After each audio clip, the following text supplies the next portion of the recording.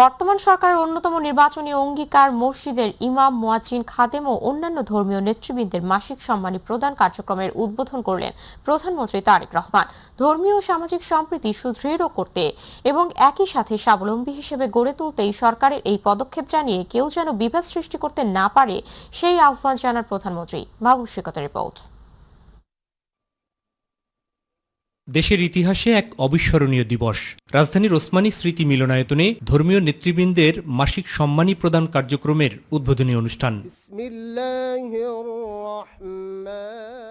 বিএনপির অন্যতম নির্বাচনী অঙ্গীকার মসজিদের ইমাম, মুয়াজ্জিন, খাদেম ও অন্যান্য ধর্মীয় নেতৃবৃন্দের মাসিক সম্মানী প্রদান কার্যক্রমের উদ্বোধনী অনুষ্ঠানে যোগ দিয়ে প্রধানমন্ত্রী তারেক রহমান জানান, পর্যায়ক্রমে পূরণ করা হবে সবগুলো অঙ্গীকার। আল্লাহর রহমতে বিএনপি সরকার গঠনের পর ভোটের কালই নোখ থেকে মোচনের আগেই আমরা আমাদের সকল প্রতিশ্রুতি ধারাবাহিকভাবে বাস্তবায়নের কাজ শুরু করেছি।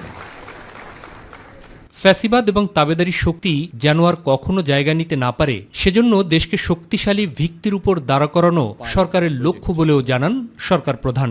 দেশের প্রতিটি নাগরিকের রাজনৈতিক এবং অর্থনৈতিক ক্ষমতায়ন নিশ্চিত করার মাধ্যমে আমরা আমাদের দেশকে একটি শক্তিশালী ভিত্তির উপরে প্রতিষ্ঠিত করতে চাই, যাতে করে আর কোনো ফ্যাসিবাদ কিংবা তাদের তাবেদার অপশক্তি মানুষের স্বাধীনতা কেড়ে নিতে না পারে, কথা বলার অধিকার কেড়ে নিতে না পারে। মূল্যবোধ সম্পন্ন প্রজন্ম গড়ে তোলার উপর গুরুত্বারোপ করে মসজিদকে সামাজিক কাজের কেন্দ্রবিন্দুতে পরিণত করার উপরও গুরুত্বারোপ করেন প্রধানমন্ত্রী। আমরা সারা দেশে মসজিদ এবং এই ধর্মীয় প্রতিষ্ঠানগুলোর ধর্মীয়, সামাজিক এবং নৈতিক শিক্ষা কার্যক্রমের কেন্দ্রবিন্দুতে পরিণত করতে চাই। সরকারের নানাবিধ পদক্ষেপে নাগরিকদের স্বাবলম্বী করে গড়ে তোলার প্রচেষ্টা হিসেবে জানিয়ে কেউ যেন বিভেদ সৃষ্টি করতে না পারে সে ব্যাপারেও সবাইকে সজাগ থাকার আহ্বান জানান তারেক রহমান। কেউ যেন আমাদের মধ্যে বিভেদ সৃষ্টি করতে না পারে। মুসলমান, হিন্দু, বৌদ্ধ, খ্রিস্টান আমরা সবাই মিলে ইনশাল্লাহ একটি শান্তিময়, শান্তিপূর্ণ বাংলাদেশ গড়ে তুলব একসাথে। এর আগে কল্যাণমূলক এই পদক্ষেপকে যুগান্তকারী হিসেবে উল্লেখ করে বক্তব্য রাখেন বিভিন্ন ধর্মের প্রতিনিধিত্বশীল ব্যক্তিরা। আজকের এই দিনটি হলো আমাদের জন্য একটি ঐতিহাসিক দিন। মাত্র 1 মাস যেতে না যেতেই আপনার দেওয়া প্রতিশ্রুতি পূরণ হচ্ছে। আমাদের অংশগ্রহণ আপনার হাতকে আরও শক্তিশালী করবে। ধর্মীয় গুরুদের সম্মানী প্রদানের মাধ্যমে উপকার ও সুরক্ষা সাধন করছেন। তথ্য অনুযায়ী পরীক্ষামূলকভাবে দেশের 4,908টি মসজিদের ইমাম, মুয়াজ্জিন এবং খাদেম, একই সাথে 990টি মন্দিরের পুরোহিত, 144টি বৌদ্ধবিহারের অধ্যক্ষ এবং 396টি গির্জার যাজক সহ উপাসনালয়ের দায়িত্বপ্রাপ্ত ব্যক্তিদের এই সম্মানী দেয়া হবে। মাসিক সম্মানীর পাশাপাশি ধর্মীয় উৎসব উপলক্ষেও বিশেষ ভাতা দেয়া হবে। আগামী 4 অর্থ বছরে ধাপে ধাপে সারা দেশের সব মসজিদ ও অন্যান্য ধর্মীয় উপাসনালয়ের দায়িত্বপ্রাপ্ত ব্যক্তিদের এই সম্মানীর আওতায় আনা হবে। আমরা সিদ্ধান্ত নিয়েছি মাহবুব সৈকত, মাই টিভি, ঢাকা।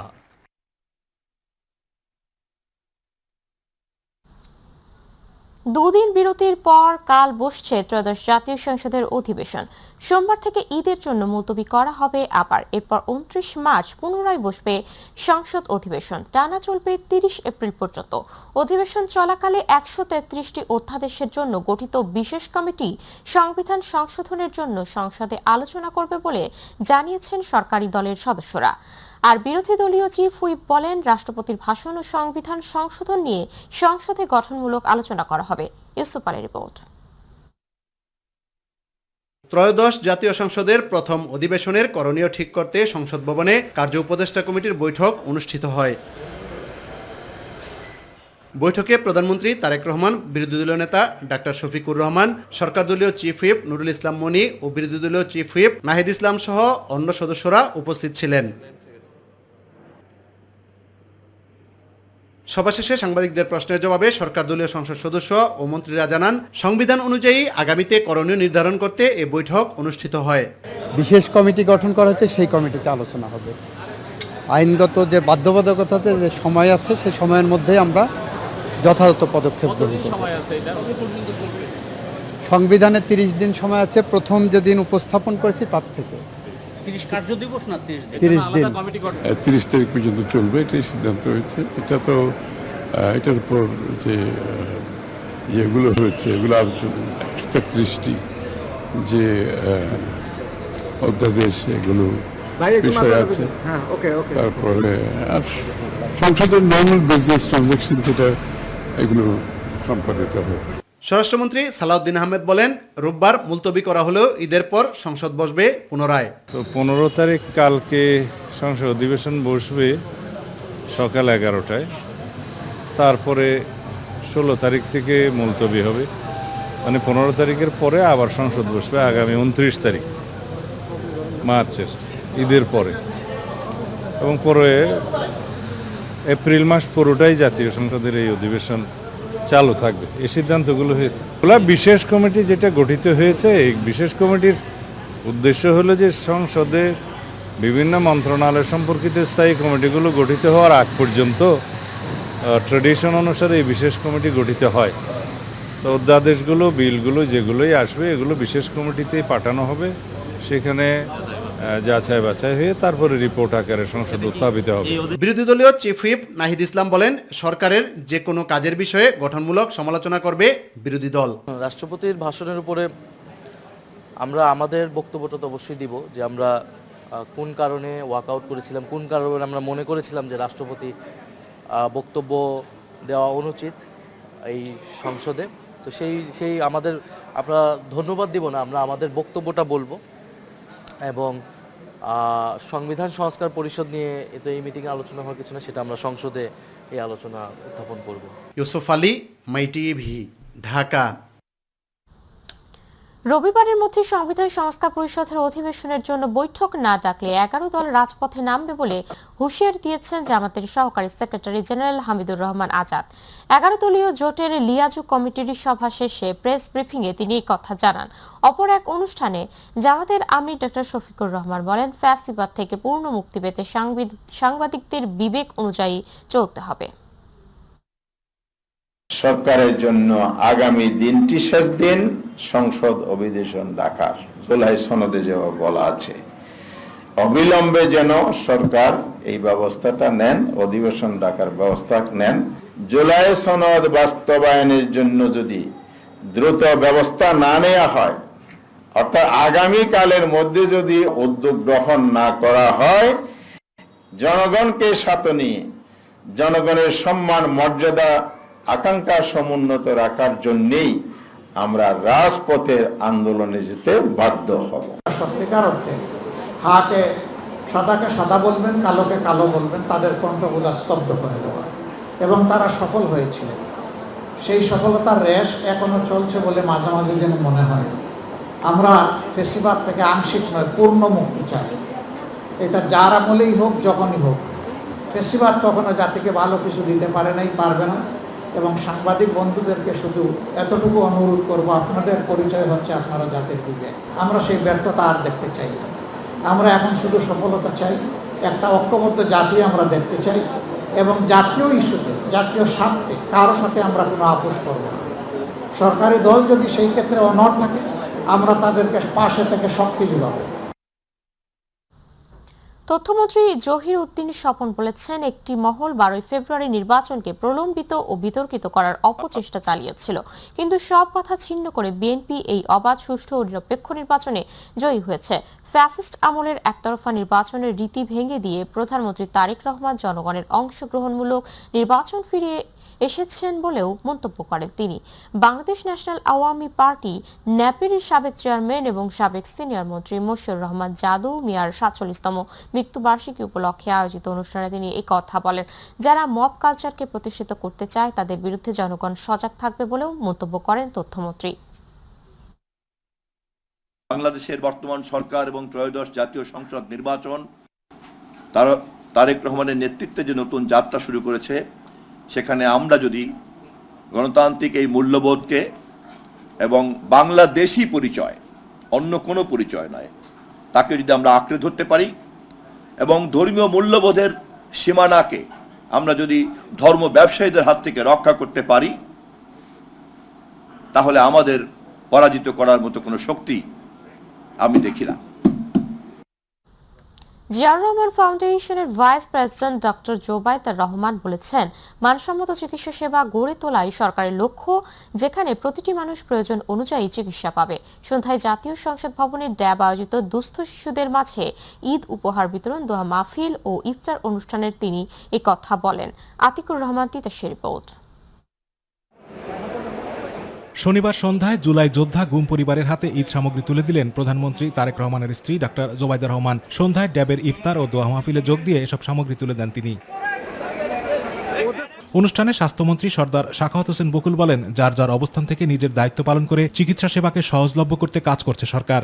আপনারা যার যার অবস্থান থেকে আপনাদের দায়িত্বটুকু সুন্দরভাবে পালন করে আমাদের মাননীয় প্রধানমন্ত্রী জনাব তারেক রহমান যে প্রতিজ্ঞা জনগণের সামনে করেছেন, চিকিৎসা সেবাকে সহজলভ্য করবেন, সেইটাকে সার্থক করার লক্ষ্যে আপনাদের চেষ্টা কামনা করে আপনারা এগিয়ে আসবেন। পরে ডাক্তার জোবাইদুর রহমান বলেন, মানসম্মত চিকিৎসা সেবা গড়ে তোলাই সরকারের লক্ষ্য, যেখানে প্রতিটি মানুষ প্রয়োজন অনুযায়ী চিকিৎসা পাবে। জাতীয় অ্যাম্বুলেন্স পুল ও জরুরি সেবা নেটওয়ার্ক স্থাপন, যেন সময় মতো অ্যাম্বুলেন্স না পেয়ে আর কোনো মানুষ তার জীবনে শেষ নিঃশ্বাস ত্যাগ না করে। 24 ঘন্টা রোগী পরিবহন ও জরুরি সহায়তা পাওয়া যাবে। সময় মতো অ্যাম্বুলেন্স না পেয়ে যেন আর কোনো রোগী মারা না যায়, সেজন্য নিরাপদ পরিবহন ও আধুনিক প্রযুক্তি বাস্তবায়ন করা হবে বলেও জানান জোবাইদুর রহমান। মেডিকেল শিক্ষা ব্যবস্থাকে আধুনিক এবং যুগোপযোগী করার জন্য সরকারি মেডিকেল কলেজ ও স্নাতকোত্তর ইনস্টিটিউট সমূহের উজ্জ্বল বিশেষ গুরুত্ব আরোপ করা হবে। আতিকুর রহমান তিতাস, মাই টিভি। পবিত্র ঈদ উল ফিতর সামনে রেখে রাজধানী ছাড়তে শুরু করেছে ঘরমুখো মানুষ। প্রিয়জনদের সঙ্গে ঈদের আনন্দ ভাগাভাগি করতে অনেকেই আগেভাগেই রওনা হচ্ছেন গ্রামের পথে। আজও কমলাপুর রেলওয়ে স্টেশনে দেখা গেছে যাত্রীদের উপচে পড়া ভিড়। 17 মার্চ থেকে শুরু হচ্ছে সরকারি ছুটি, কিন্তু শেষ মুহূর্তের ভোগান্তি এড়াতে অনেকেই এখন রওনা দিচ্ছেন বাড়ির পথে।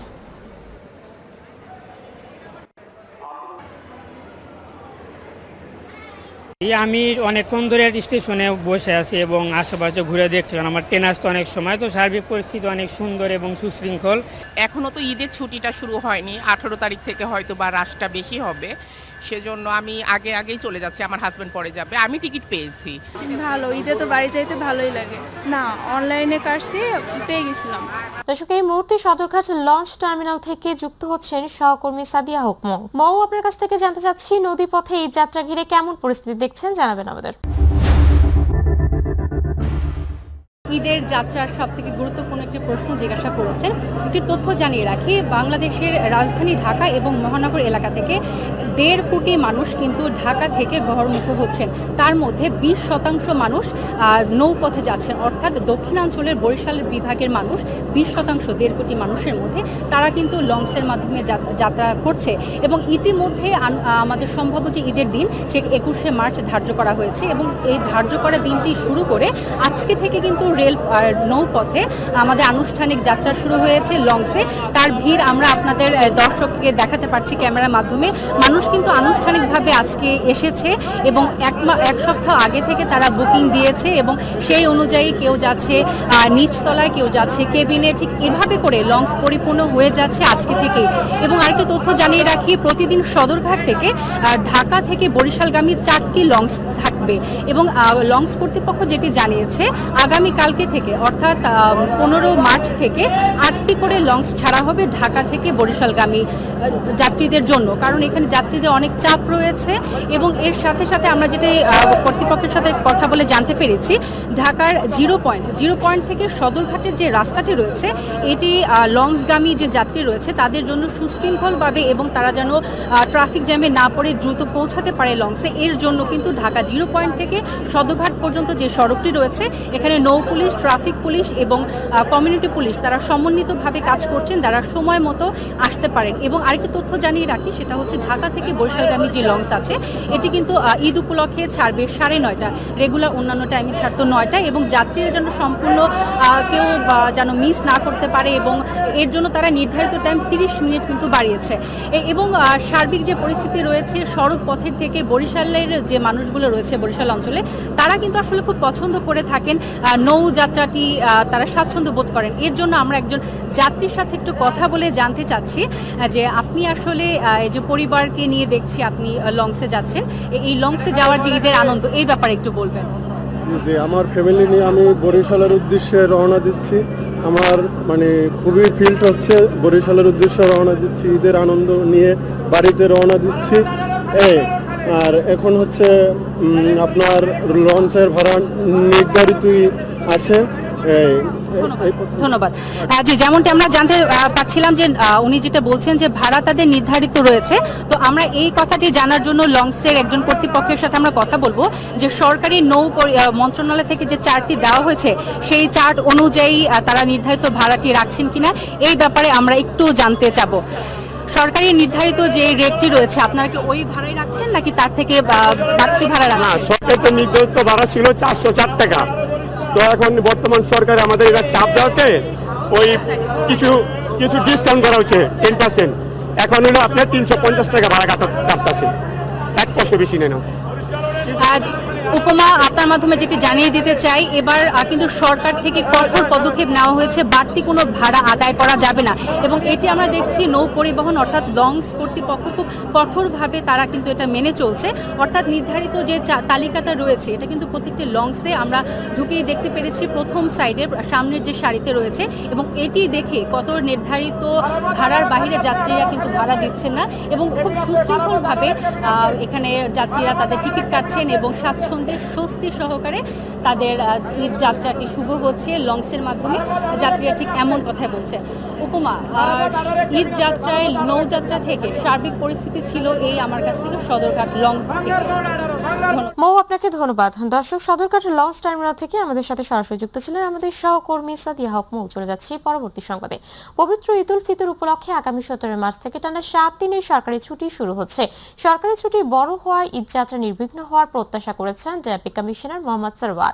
গাবতলী বাস টার্মিনালে বাস মালিক সমিতির নেতাদের সঙ্গে মতবিনিময় সভায় তিনি এই প্রত্যাশার কথা জানান।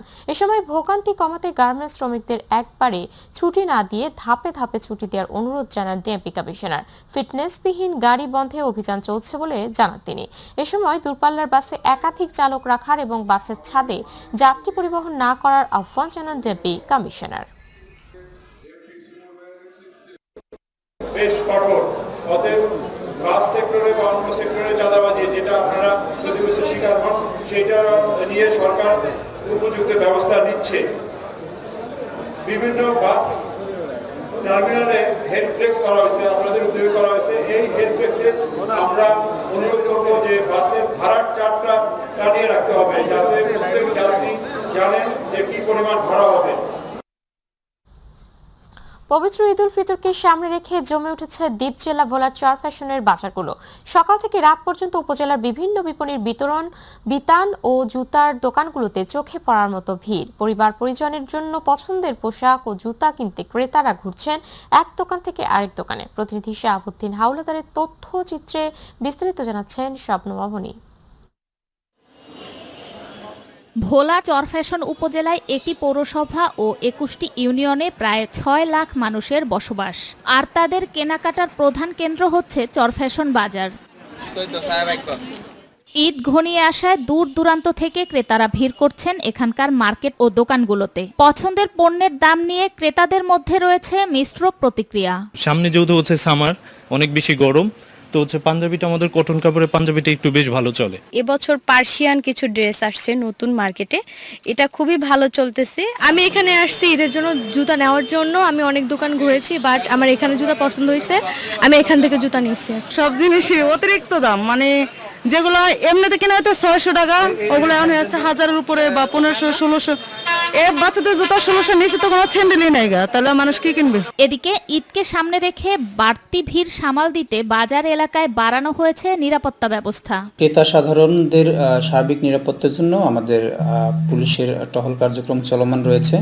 এরপরেও যদি কোথাও কোনো ধরনের অভিযোগ পাওয়া যায়, ক্রেতাকে হয়রানি বা তাদের নিরাপত্তা সংক্রান্ত কোনো বিষয় যদি আসে, আমরা সাথে সাথে এ বিষয়ে অ্যাকশন নেব।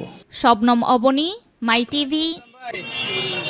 ডেঙ্গু সহ অন্যান্য মশাবাহিত রোগ প্রতিরোধের জন্য বারানই নদীর শাখা বারানই নদীর খাল পরিষ্কার কর্মসূচি উদ্বোধন করেছেন ভূমিমন্ত্রী মিজানুর রহমান মিনু। সকাল 10:30টায় রাজশাহী নগরীর পবা উপজেলার বায়া ব্রিজের নিচে এই কর্মসূচির উদ্বোধন করেন তিনি। এ সময় তিনি বলেন, সরকারের উদ্যোগে প্রতি শনিবার এমপি মন্ত্রীগণ নিজ নিজ এলাকায় নদী, খাল, বিল সহ অন্যান্য অপরিষ্কার এলাকা পরিষ্কারের তদারকি করবেন। তিনি বলেন, শহীদ প্রেসিডেন্ট জিয়াউর রহমান সারা দেশে খাল খনন করে বাংলাদেশের কৃষিতে বিপ্লবী পরিবর্তন এনেছিলেন।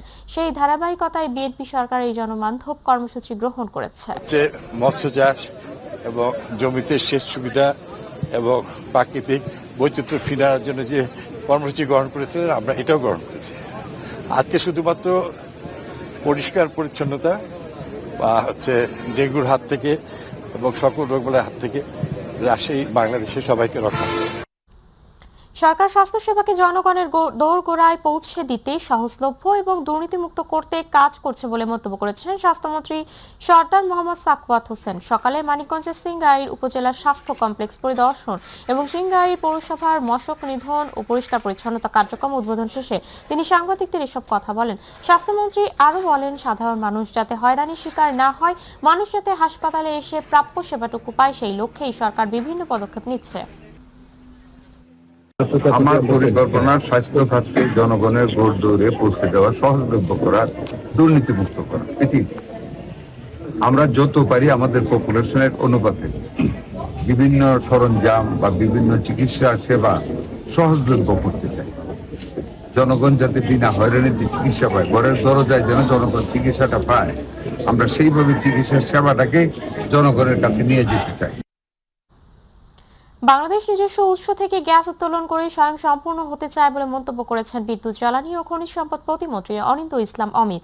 তিনি বলেন, স্বয়ং সম্পূর্ণ এবং স্বাবলম্বী হলে যে কোনো ধরনের ঝুঁকি থেকে সহজে উত্তোলন হওয়া যাবে। দুপুরে কুমিল্লার মুরাদনগরে শ্রীকাইল গ্যাস ক্ষেত্রের 5 নম্বর কূপ উদ্বোধন শেষে এসব কথা বলেন তিনি আরও বলেন, জ্বালানি খাতকে সরকার নিজেই স্বয়ং সম্পূর্ণতা অর্জন করাতে চায়। আগামী 5 বছর পরে দেশের গ্যাসের চাহিদা হবে 4,500 ঘনফুট, যা নিজেদের ক্ষেত্র থেকেই সরবরাহ করার সক্ষমতা অর্জন করবে বাংলাদেশ। যারা আছেন কর্মচারীরা এরা কি অনেক দক্ষ, কিন্তু আমাদের যারা ইন্টারন্যাশনাল পার্টিস যারা এখানে কাজ করেন তাদের যে সফলতার হার, তার তুলনায় কিন্তু আমাদের বাপেক্সের সফলতার হার কিন্তু অনেক বেশি। কিন্তু দুর্ভাগ্যজনকভাবে তাদের সে সক্ষমতার আমরা যথাযথভাবে সদ্ব্যবহার করিনি, তাদেরকে ক্ষমতায়ন করিনি। আমরা সে কারণে সেখান থেকে বেরিয়ে আসতে চাই। আমরা বাপেক্সের সক্ষমতা বাড়াতে চাই, তাদেরকে স্বাধীনভাবে কাজ করতে দিতে চাই, এবং যাতে করে আমরা জ্বালানি যে খাতটি আমদানি নির্ভর করে দিয়ে গেছিল বিগত ফ্যাসিস্ট আমলে, আমরা সেক্ষেত্রে যেন আমরা স্বাবলম্বী হতে পারি, সে ব্যাপারেই আমরা উদ্যোগ গ্রহণ করছি। পানি মানে শুধু প্রবাহ নয়, এক জেলার জীবন, কৃষি স্পন্দন আর মানুষের ভবিষ্যৎ। সেই ভবিষ্যৎকে সামনে রেখে আগামী 16 মার্চ দিনাজপুরের কাহারোল উপজেলা থেকে শুরু হচ্ছে দেশব্যাপী খাল খনন ও পুনঃখনন কর্মসূচি। জাতীয় এই কর্মসূচির উদ্বোধন করবেন প্রধানমন্ত্রী তারেক রহমান। ফলে দিনাজপুরে চলছে শেষ মুহূর্তের প্রস্তুতি। প্রতিনিধি মুকুল চট্টোপাধ্যায়ের পাঠানো তথ্যচিত্রে বিস্তারিত জানাচ্ছেন জুবাইর রহমান। 16 মার্চ দিনাজপুরের কাহারোল উপজেলা থেকে দেশব্যাপী খাল খনন ও পুনঃখনন কর্মসূচির উদ্বোধন করবেন প্রধানমন্ত্রী তারেক রহমান। সরকার বলছে 4 বছর মেয়াদী এই উদ্যোগের আওতায় দেশজুড়ে প্রায় 20,000 কিলোমিটার খাল, নদী-নালা ও জলাশয় খনন কিংবা পুনঃখননের পরিকল্পনা রয়েছে। এর লক্ষ্য জলাবদ্ধতা কমানো, সেচ ব্যবস্থা সচল করা, কৃষিকে সহায়তা দেওয়া এবং গ্রামীণ অর্থনীতিতে নতুন গতি আনা। প্রধানমন্ত্রীর নির্দেশনা অনুযায়ী যন্ত্রের ব্যবহার কমিয়ে 60 থেকে 70% কাজ সাধারণ শ্রমিকদের দিয়ে করানোর পরিকল্পনা রয়েছে, যাতে গ্রামাঞ্চলে কর্মসংস্থানের সুযোগ বাড়ে। একই সঙ্গে স্বেচ্ছাসেবী সংগঠন এবং শিক্ষার্থীদেরও সম্পৃক্ত করার উপর জোর দেওয়া হয়েছে। আমি বেশ কিছুদিন ধরে এখানে কাজ করতেছি, রাস্তায় পানি দিতেছি। আমরা খুব খুশি প্রধানমন্ত্রী আসবে, এই রাস্তা দিয়ে আসবে। নদীর সাইডে যেগুলা মাটি আছে উঁচা, পানি যদি ভরা থাকে, বান্ধা থাকে, সুচগেট হলে আমাদের উপরে পানি উঠানোর সুবিধা হবে।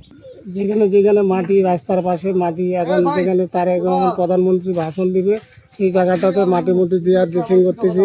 জাতীয় এ কর্মসূচির প্রথম মঞ্চ হিসেবে দিনাজপুরকে বেছে নেওয়ায় জেলার মানুষের মধ্যে তৈরি হয়েছে আলাদা গর্ব এবং আবেগ। মাননীয় প্রধানমন্ত্রী আমাদের এলাকায় আসার জন্য আমরা সবাই গর্বিত। খাল খননের উদ্দেশ্যে উনি আসতেছেন, আমরা গ্রামবাসী সবাই তার জন্য দোয়া করি এবং আনন্দিত উপভোগ করি। এখানে প্রধানমন্ত্রী আসবে, খাল খনন উদ্যোগে আসবে, এখানে আমরা খুব আশাবাদী এবং আনন্দিত। এই আয়োজন এখন শুধু একটি উদ্বোধনী অনুষ্ঠান নয়, এটি দিনাজপুরের জন্য উন্নয়ন, মাটি আর মানুষের অনুভূতিকে একসঙ্গে বয়ে নেওয়া এক বিশেষ মুহূর্তে পরিণত হয়েছে। 28 কোটি মানুষের নন্দিত নেতা জনাব তারেক রহমান সাহেব, উনি আগামী 16 মার্চ উনি প্রথম ঢাকার বাইরে তার সফর আছে দিনাজপুরের কাহারোল উপজেলায়। সেখানে তিনি খাল খনন কর্মসূচি উদ্বোধন করবেন এবং একটা সমাবেশ করবেন। মানুষ, এলাকার মানুষ, দিনাজপুরের মানুষ অত্যন্ত উন্মুখ হয়ে আছেন যে 16 তারিখে ওনাকে বিপুল সংবর্ধনা দেওয়া হবে। উন্নয়ন ও স্মৃতির এই সমান্তরাল আয়োজনে 16 মার্চ তাই দিনাজপুরে নজর থাকবে পুরো দেশের। জুবাইর রহমান, মাই টিভি নিউজ।